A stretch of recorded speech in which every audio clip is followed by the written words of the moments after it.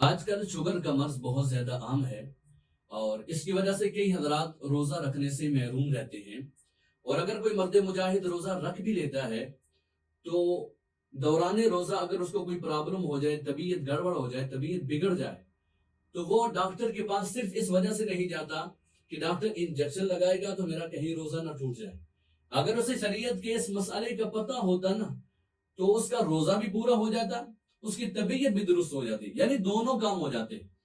ہمیں اس حوالے سے پتہ ہونا لازمی ہے کہ انجیکشن کا حالت روزہ میں مسئلہ کیا ہے، تاکہ اگر کسی کو کوئی بیماری ہو، شوگر سے ہٹ کے کوئی اور بیماری ہو، تو اسے اس بات کا پتہ ہونا چاہیے انجیکشن لگے گا تو اس کا مسئلہ کیا ہے، تاکہ طبیعت بھی درست رہے، روزہ بھی پورا ہو جائے۔ آئیے علماء کا دامن تھامتے ہیں، ان سے پوچھتے ہیں کہ انجیکشن لگوانے کا روزے میں مسئلہ کیا ہے۔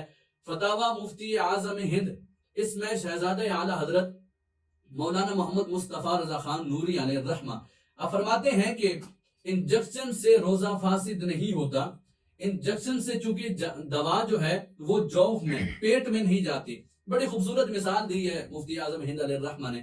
فرماتے ہیں انجیکشن کی مثال ایسی ہی ہے جیسے سانپ یا بچھو ڈنک مار جائے، تو چونکہ اس وجہ سے بھی روزہ فاسد نہیں ہوتا، انجیکشن کا بھی وہی مسئلہ ہے، جیسے اس کا حکم ہے ویسا انجیکشن کا حکم ہے۔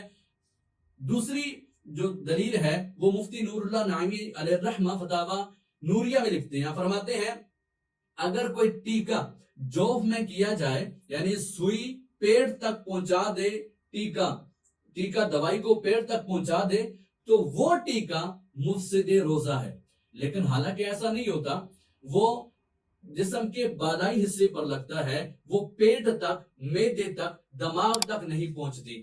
تیسری جو دلیل ہے وہ فتاوی فیض الرسول میں ہے، فرماتے ہیں تحقیق یہ ہے انجیکشن سے روزہ نہیں ٹوٹتا، چاہے رگ میں لگایا جائے چاہے گوشت میں لگایا جائے۔